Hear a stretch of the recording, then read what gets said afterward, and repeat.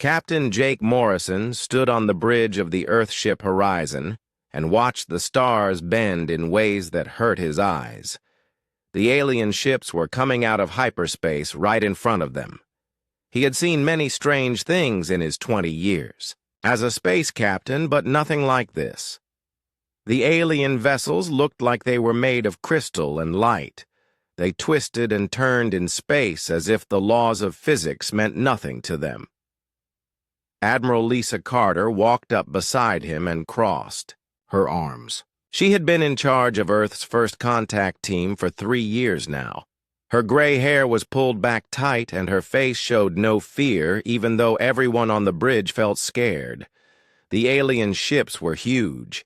Each one was at least 10 times bigger than the horizon. Dr. Nathan Pierce sat at his computer station and typed fast. He was Earth's best expert on old languages and lost civilizations. For some reason, the Admiral had brought him on this mission. He said the alien language patterns in their messages reminded him of very old writing from Earth. Nobody understood why this mattered until now. The biggest alien ship moved closer. It was beautiful and terrible at the same time. The hull seemed to be made of some kind of living crystal that changed colors as Jake watched. Blue became green, became gold, became silver. He had never seen anything like it in all his years traveling between the stars. Commander Amy Rodriguez checked her weapon systems for the 10th time in 5 minutes. She was the ship's security chief, and it was her job to keep everyone safe. The aliens had been talking to Earth through space radio for 3 months. They seemed friendly, but Amy knew that things could change fast when different species met for the first time. The alien ship sent a signal, and suddenly a figure appeared on the bridge. It was tall and thin, with skin that looked like it was made of starlight. Its eyes were deep blue and seemed to hold wisdom from 1,000 years. When it spoke, its voice sounded like music. "I am Veltar of the Zephyrian people," the alien said in perfect English. "I speak for the Galactic Council. We have traveled far to meet you children of Earth." Jake stepped forward. His heart was beating fast, but he tried to keep his voice steady. "Welcome aboard our ship. I am Captain Morrison. We are honored to meet you." Veltar looked around the bridge with those strange blue eyes. He seemed to be studying every person and every piece of equipment. When his gaze fell on Dr. Pierce, the alien's expression changed. It was like he had recognized an old friend. "Your species believes Earth is where you first came to life, does it not?" Veltar asked. It was not really a question. Admiral Carter nodded. "Yes, Earth is our home world. Our scientists have proven that humans evolved there over millions of years." Veltar made a sound that might have been laughter, but it was sad instead of happy. "How very strange. Your genetic patterns tell us something completely different." Dr. Pierce looked up from his computer. His face was pale and his hands were shaking a little.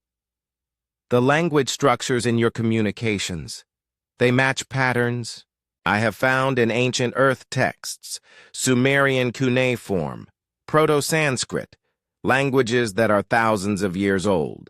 But that should be impossible." The alien moved closer to Pierce.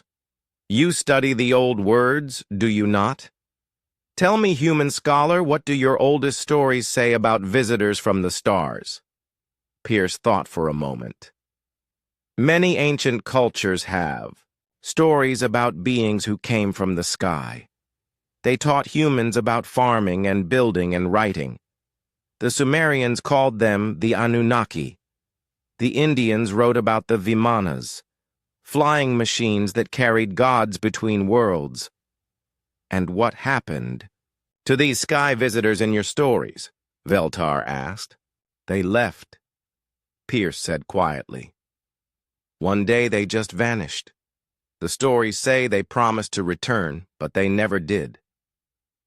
Veltar was quiet for a long time. The bridge was so silent that Jake could hear the hum of the ship's engines.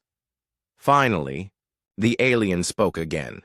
"We have been searching for 12,000 years. The Terrans were our teachers, our protectors, our guides. They helped us build the first Galactic Council. They showed us how to travel between stars without destroying ourselves. They taught us that knowledge should be shared, not hoarded." Amy stepped forward. "Terrans? You mean humans?"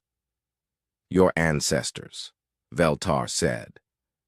"They did not call themselves humans.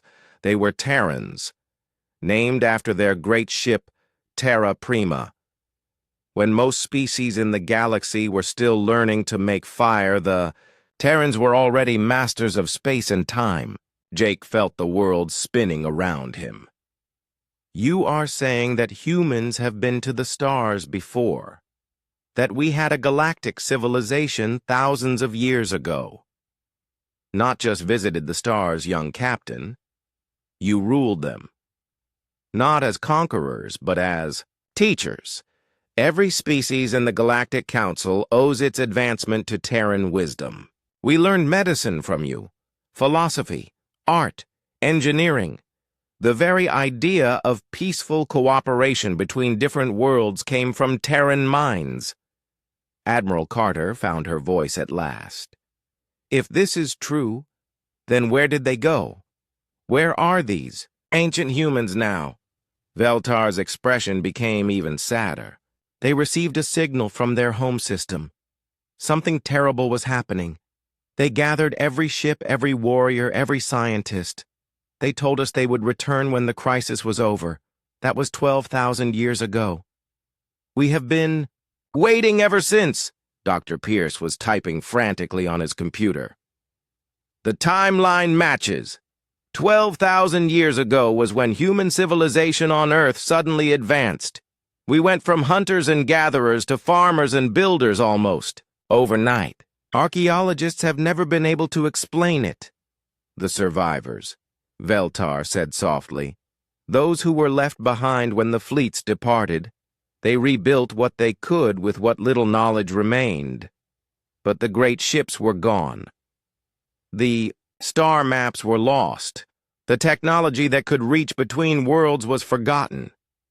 Jake looked out at the alien fleet surrounding his ship. Hundreds of vessels from dozens of different species, all waiting to see what these humans would do. "Why now? Why contact us after all this time?" "Because you have reached the stars again. Your species is ready to remember who you really are. The Galactic Council has voted. It is time to tell you the truth about your heritage. You are not a young species taking its first steps into the galaxy. You are the children of the greatest civilization the galaxy has ever known." The bridge was quiet again. Jake could see that everyone was trying to understand what this meant. If Veltar was telling the truth, then everything humans thought they knew about themselves was wrong. They were not newcomers to space. They were coming home. The Zephyrian transport beam felt like being turned into light and then back into matter again. Jake Morrison materialized on the deck of the alien flagship and immediately felt dizzy. The artificial gravity was different here. Everything felt lighter but also somehow more solid at the same time. Admiral Carter appeared beside him, followed by Dr. Pierce and Commander Rodriguez. The inside of the Zephyrian ship was unlike anything they had ever seen. The walls seemed to be alive with flowing patterns of light. The ceiling was transparent and showed the stars outside, but also displayed information in languages Jake could not read. Veltar was waiting for them. "Follow me, please. The Council is eager to meet you." They walked through corridors that changed shape as they moved. The ship seemed to know where they wanted to go and adjusted itself to help them get there faster. Other aliens moved past them in the hallways. Some walked on two legs like humans.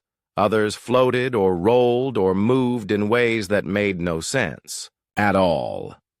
Dr. Pierce was trying to record everything on his small camera, but the technology around them seemed to interfere with his equipment. "The engineering principles here are completely beyond our understanding," he whispered to Admiral Carter. "These ships are not just machines. They are living things." They entered a vast chamber that stretched up so high Jake could not see the ceiling. The walls were curved and covered with screens showing star maps and alien writing. In the center was a circular platform surrounded by floating seats of different shapes and sizes. Each seat held a different type of alien being. Jake counted at least 50 different species. There were beings made of crystal like Veltar, others that looked like giant flowers with petals that moved like arms. Some appeared to be made of pure energy contained in glowing spheres. One looked like a tree with bark for skin and branches instead of arms. Another was clearly mechanical, but moved with purpose that suggested intelligence. Elder Crixnon was the tree-like being. He spoke through a device that turned his rustling leaves into words the humans could understand. "We have waited so long for this moment. Welcome, children of the Terrans. Welcome home." Amy Rodriguez kept her hand near her weapon, but she knew it would be useless here. If these aliens wanted to hurt them, there was nothing 4 humans could do against an entire galactic civilization. "You keep calling us children of the Terrans. What exactly does that mean?" A being that looked like it was made of living water answered her. "Your genetic structure carries markers that match our historical records perfectly.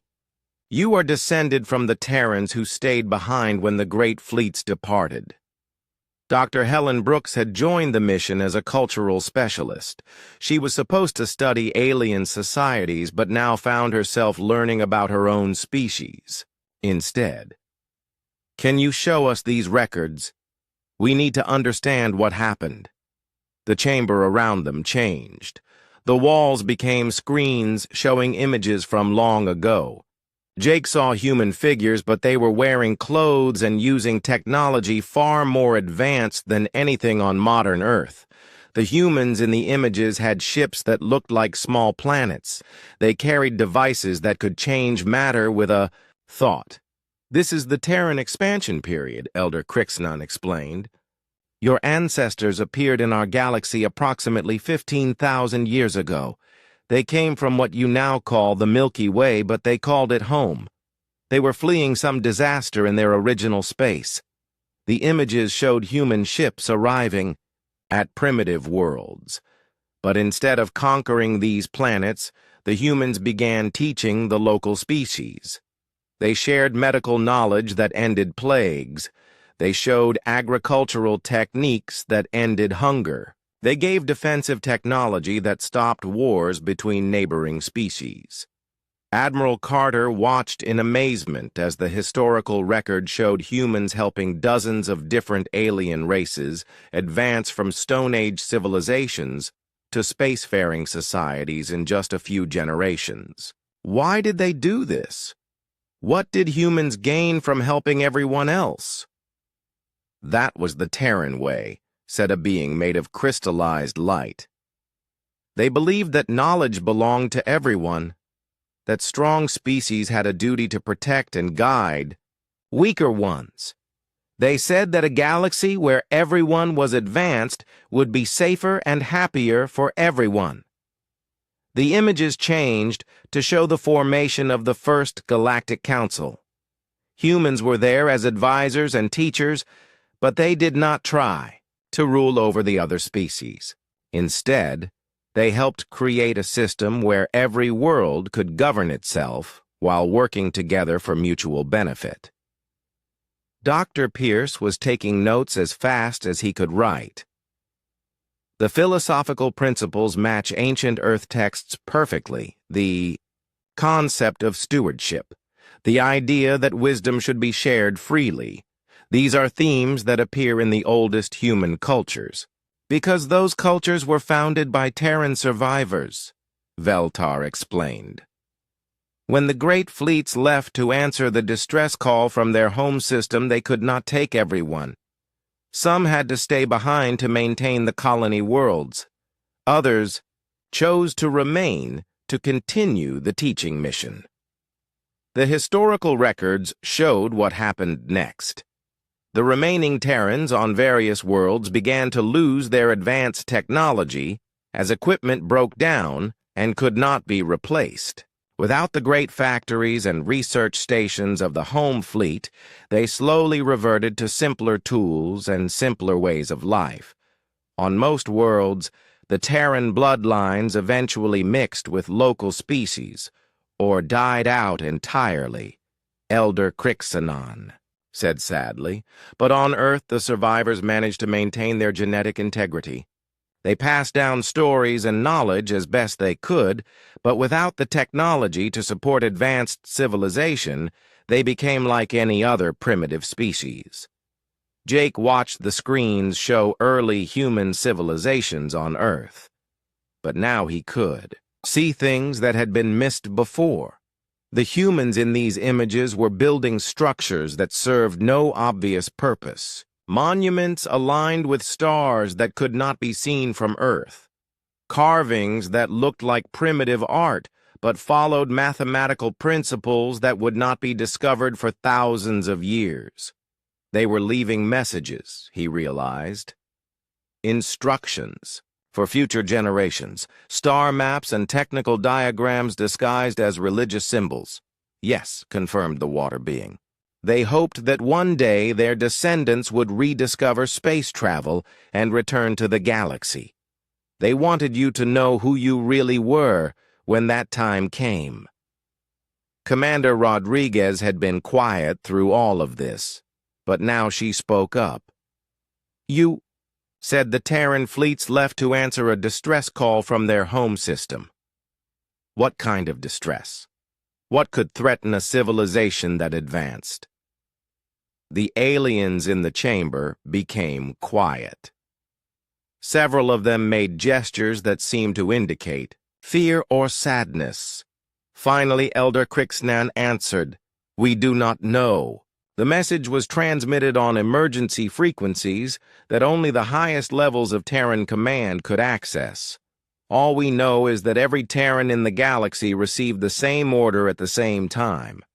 Return home immediately. Bring all available ships and weapons. Implement evacuation protocols for civilian populations. Dr. Brooks leaned forward. Evacuation protocols. They were expecting something that would require evacuating entire worlds. The Terrans called it the Great Threat, Veltar said. Something that could destroy not just planets or star systems, but entire regions of space. They said it had happened before in their distant past, and that they had hoped it would never happen again. The historical records showed the departure of the Terran fleets. Thousands of ships gathering from across the galaxy, the most advanced technology and the greatest minds of human civilization, all heading back toward Earth. The other species watched them go with sadness and fear. They promised to return, the crystalline being said. Admiral Kane Foster himself stood before this very council and swore that once the threat was contained, the Terrans would come back to continue their mission of guidance and protection. Admiral Carter felt a chill run down her spine. 12,000 years and no word. No sign of what happened to them. Until now, Elder Crixanon said. You are here. The children of the Terrans have returned to the stars. Perhaps now we can finally learn what became of your ancestors and whether the great threat was defeated. Jake looked around at the assembled aliens. All of them were watching the humans with expressions of hope and fear. They had been waiting 12,000 years for news from their lost teachers. Now they were looking to 4 humans from a primitive world to provide answers that might not exist. But as he watched the historical records continue to play, Jake began to realize something important. If the Terrans had been as advanced as these records suggested, then there might still be evidence of their fate. Somewhere in human space, there might be clues that could solve a mystery 12,000 years old.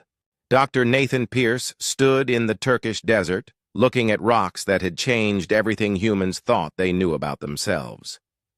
The Zephyrian scanning equipment hummed beside him as it analyzed the ancient stone structures of Göbekli Tepe.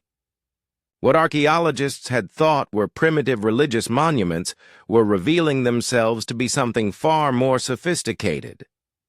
Professor Greg Hamilton wiped sweat from his forehead and checked the scanner readings again. "The molecular structure is impossible," he said to his team.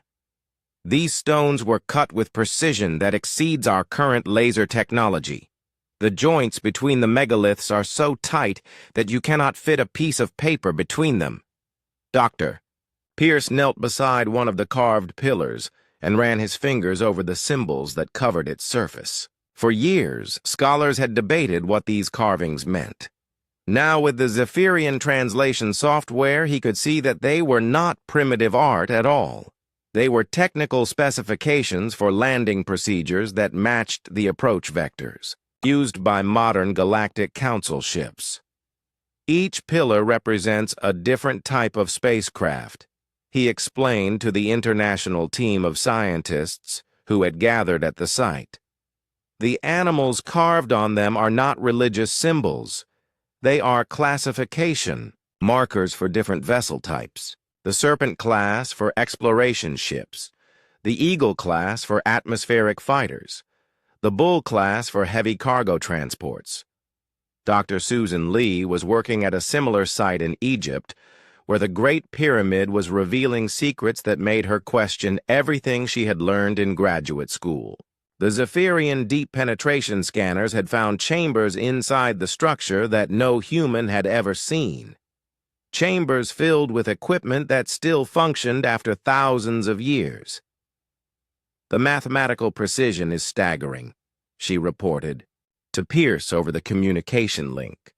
"The pyramid is not just aligned with the stars. It is a three-dimensional star map showing the exact position of every major system in the galaxy. The interior passages are not tomb robber deterrents. They are navigation computers designed to calculate hyperspace jump coordinates." Meanwhile, in Central America, Dr. Paul Garcia was making discoveries that connected ancient human languages to the Galactic Council's historical archives. The Mayan calendar system that had puzzled scholars for centuries was not tracking the movements of planets as everyone had assumed. It was recording the arrival and departure times of interstellar vessels over a period of thousands of years. The long count calendar does not end in 2012 as popular culture claimed, he explained to the assembled team via video conference. It records a cyclic pattern of contact events. The last major entry corresponds exactly to the departure of the Terran fleets 12,000 years ago. But there are smaller entries that continue for centuries afterward, suggesting that some contact was maintained long after the main fleet left. Dr. Rachel Stone was working in her genetics laboratory, analyzing blood samples from volunteers representing every major human ethnic group on Earth. What she found challenged the accepted theory of human evolution in ways that made her colleagues question her sanity. Human genetic diversity is far too limited for a species that supposedly evolved naturally over millions of years, she reported to the project coordinators. We show signs of a severe population bottleneck that occurred approximately 12,000 years ago. But instead of gradually recovering genetic diversity as would be expected, our genome shows signs of deliberate optimization. The implications were staggering. If Dr. Stone was correct, then modern humans were not the result of natural evolution, but rather the descendants of a carefully managed breeding program designed to preserve the best traits of the original Terran. colonists while allowing them to adapt to Earth's environment. Commander Kevin Walsh had been put in charge of coordinating the global investigation into humanity's hidden past. Military satellites were being repositioned to scan archaeological sites around the world using Zephyrian sensor technology. What they found suggested that advanced technology was buried beneath famous landmarks on every continent. Stonehenge is not a primitive observatory, he reported during the daily briefing. It is a communications array designed to maintain contact with orbiting vessels. The Easter Island statues are not just sculptures. They are data storage devices containing technical manuals in compressed digital format. Even the Nazca lines in Peru make sense now. They are runway markers for atmospheric craft designed to operate in high-altitude conditions. Dr. Helen Brooks was studying the cultural implications of these discoveries from her base in Rome. The Vatican had granted her unprecedented access to ancient texts and artifacts that had been locked away for centuries. What she found in the papal archives supported the alien claims in ways that were both thrilling and terrifying. Every major religion on Earth contains references to teachers who came from the sky, she explained during a video conference with the other team leaders. But when you compare the descriptions across different cultures and time periods, patterns emerge. The teachers are always described as human-like, but possessing knowledge that seems impossible for primitive societies to understand. They teach the same basic principles everywhere they go: peaceful cooperation, shared knowledge, protection of the weak by the strong. The most disturbing discovery came from the Deep Ocean Research Team led by Dr. Tony Davis. Using submersible vehicles equipped with Zephyrian sensors, they had found structures on the ocean floor that were clearly artificial, but far older than any known human civilization. The construction techniques match what we are finding at the land-based sites, he reported from aboard the research vessel Deep Explorer. But these underwater installations are at least 15,000 years old. They predate the arrival of the Terran fleets according to the Galactic Council records. This suggests that humans had contact with Earth even earlier than we previously believed. The structures Davis found were vast manufacturing complexes designed to process raw materials from the ocean floor and convert them into refined metals and crystalline components. The technology was inactive now, but showed signs of having operated continuously for thousands of years before finally shutting down approximately 12,000 years ago. Commander Walsh assembled all the evidence into a comprehensive report that painted a picture of Earth's hidden history that was both magnificent and tragic. The Terrans had not just visited Earth. They had made it their primary base of operations in the galaxy. The planet had been home to millions of humans who lived alongside the primitive proto-humans that eventually became modern humanity. The Chi. Evidence suggests a planned withdrawal, he concluded in his final report. The Terran installations were not abandoned in panic. They were systematically shut down and concealed. Technical equipment was buried in locations where future generations might find it if they achieved sufficient technological advancement. Cultural and genetic seeds were planted in primitive human populations to ensure that Terran knowledge and values would survive even if the technology was lost. Dr. Pierce stood on the observation deck of the horizon, looking down at Earth and trying to comprehend what they had learned. The blue and white planet spinning below was not just humanity's birth world. It was the capital of a galactic civilization that had vanished overnight, leaving only traces for their descendants to find thousands of years later. The question that haunted him was what could have been so terrible that the most advanced human civilization in history had been willing to abandon everything they had built in order to face it. The Galactic Council records spoke of the Great Threat, but provided no details about what it actually was or whether the Terran fleets had succeeded in stopping it. As Earth completed another rotation, Pierce noticed something that made his heart race. There in the Terminator zone between day and night, he could see lights that were not cities. Geometric patterns of illumination that matched the technical specifications they had found at the archaeological sites. After 12,000 years, some of the Terran installations were still active. Whatever had happened to the great fleets, something had survived on Earth itself. Something was still waiting to be discovered in the deep places where human civilization had once reached heights that modern technology could barely comprehend. The children of the Terrans were about to discover that their ancestors had left them more than just archaeological puzzles. They had left them a legacy that was still alive. The signal came through at 0347 hours Greenwich Mean Time on a frequency that should not have existed. Commander Tony Davis was monitoring deep space communications from the Luna Base Observatory when his equipment started picking up transmissions that made his blood run cold.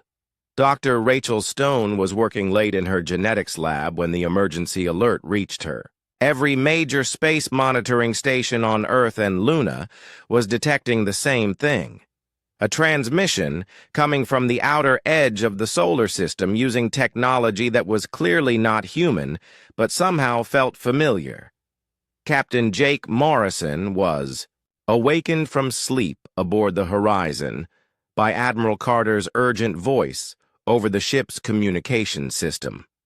All senior staff to the bridge immediately. We have a situation that requires immediate attention. Within 20 minutes, the entire command team was assembled in the main briefing room watching data streams that defied explanation. The signal was faint and fragmented, but it was definitely artificial and definitely coming from somewhere in the direction of the outer planets. Dr. Nathan Pierce was the first to recognize what they were looking at. The mathematical structure matches Terran communication protocols from the Galactic Council archives. This is not a random signal. It is a message. Admiral Carter activated the ship's main communication array and began working with Zephyrian, technicians who had remained aboard to help with the translation. The process took hours because the signal was badly degraded and seemed to be repeating on a loop that had been running for a very long time. When the translation finally came through, the silence on the bridge was absolute. The voice that emerged from the speakers was human, but speaking in a dialect that had been dead for 12,000 years. The Zephyrian computers had to cross-reference dozens of ancient language databases to make it understandable to modern humans.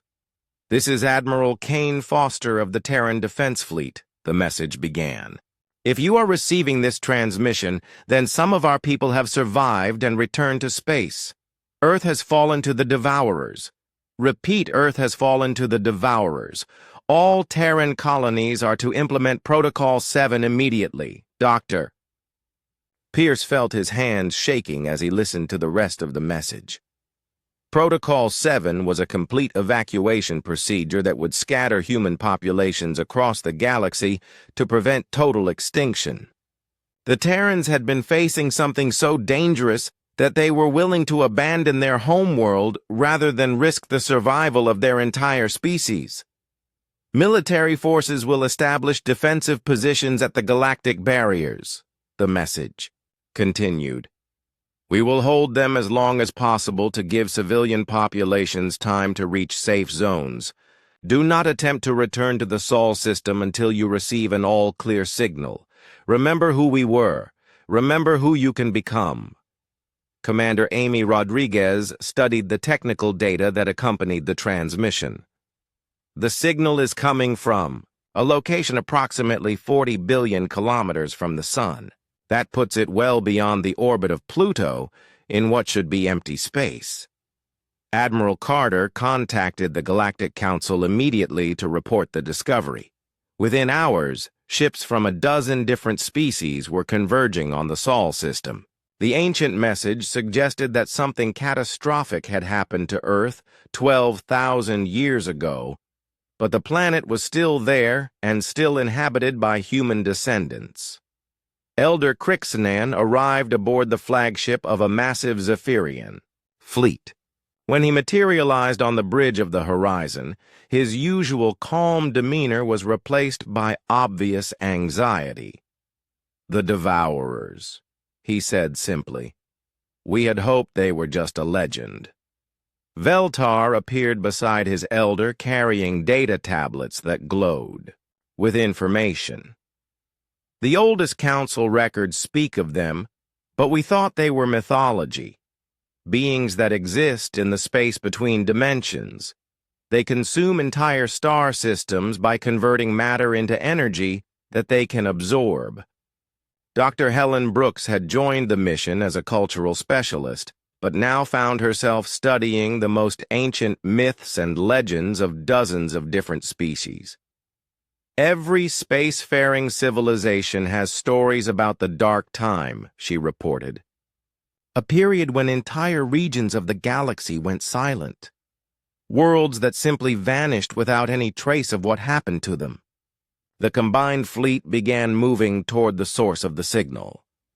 As they traveled deeper into the outer solar system, their sensors began detecting structures that should not have existed. Massive installations built on asteroids and small moons that had been completely hidden from Earth-based observations. Captain Morrison watched the tactical displays showing the scope of what they were finding. "This is not just a few hidden bases. This is an entire civilization that has been operating in secret for thousands of years." The installations they discovered were clearly Terran in design, but they were not ruins. They were active and maintained, and showed signs of continuous occupation. Someone had been living in the outer solar system throughout human history, without Earth ever knowing they existed. Dr. Tony Davis was analyzing the energy signatures coming from the installations when he made a discovery that changed everything. "These are not just bases," he announced. "They are weapons. The largest defensive grid ever constructed. Someone turned the entire outer solar system into a fortress." The signal they had detected was not just a historical message.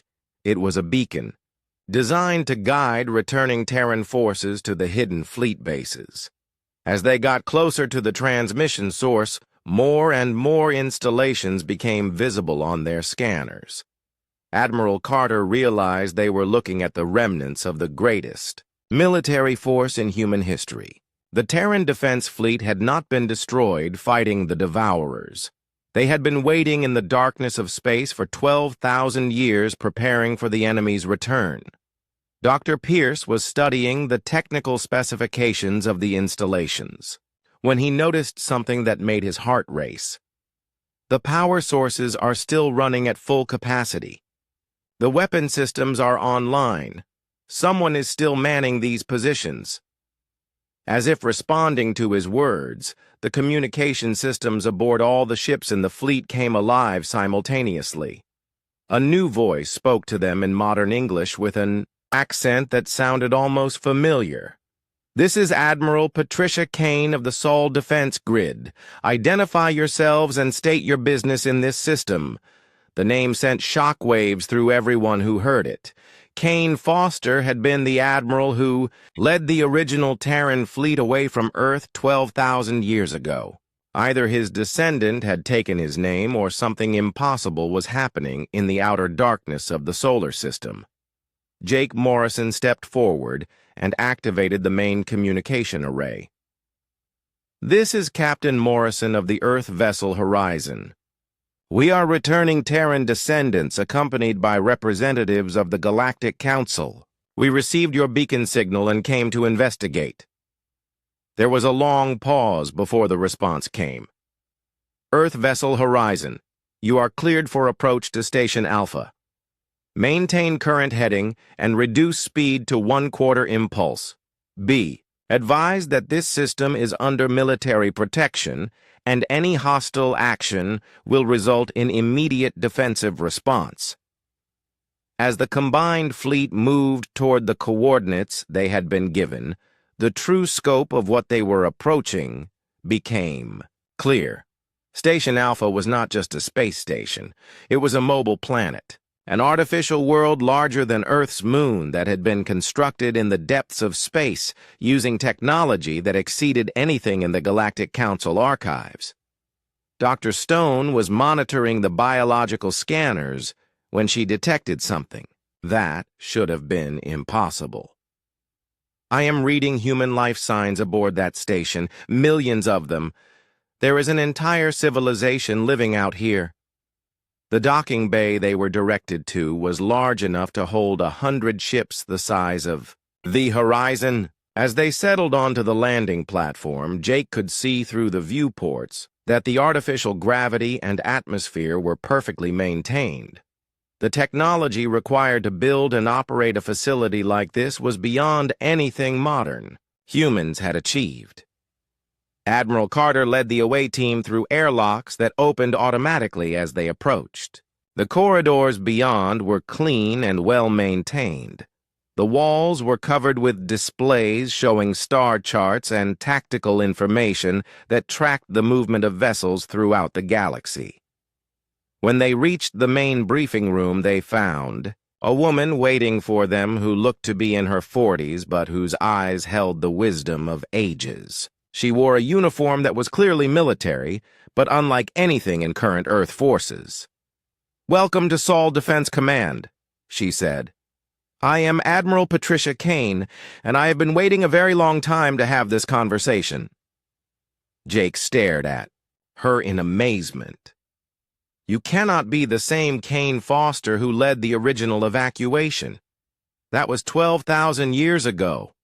The Admiral smiled, but it was a sad expression. Time moves differently when you are fighting a war that spans millennia.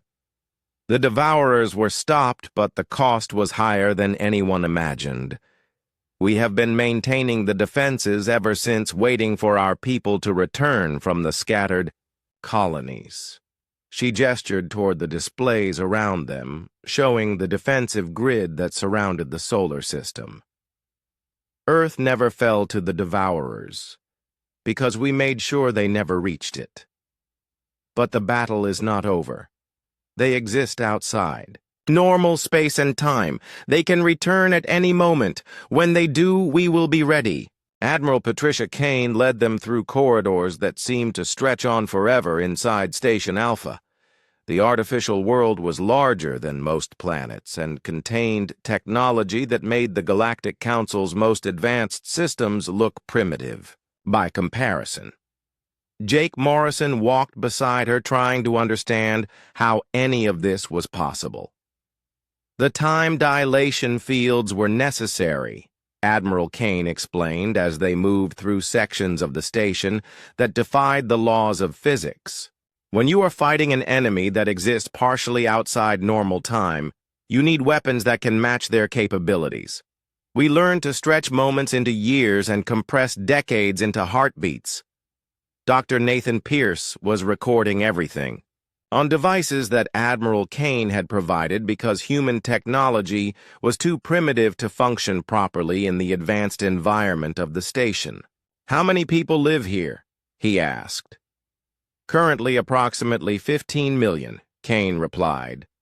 "The descendants of the original Terran Defense Fleet plus volunteers from the various colony worlds who chose to join the Watch instead of fleeing to safe zones. We have maintained our population and our technology for over 400 generations."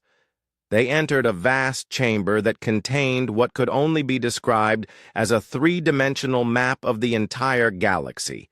Stars and planets moved in their proper orbits while colored lines showed the travel routes used by different species. Red zones marked areas where the Devourers had been active in the past. Commander Amy Rodriguez studied the tactical displays with professional interest. "The scale of this operation is staggering. You have been monitoring the entire galaxy for 12,000 years. Someone had to, Admiral Kane said simply. The Devourers are not gone.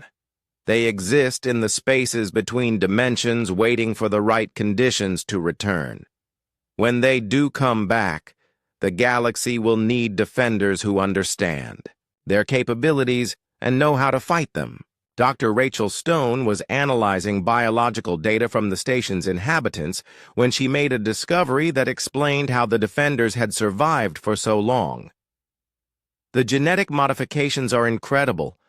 These people have been enhanced to live far longer than normal humans while maintaining their physical and mental capabilities throughout extended lifespans. Admiral Carter looked at the displays showing Earth far below them.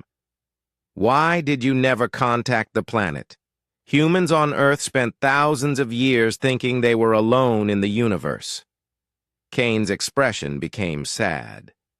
We tried to maintain contact at first, but the surviving populations on Earth gradually lost the ability to understand our communications. Their technology regressed to primitive levels and their cultures forgot.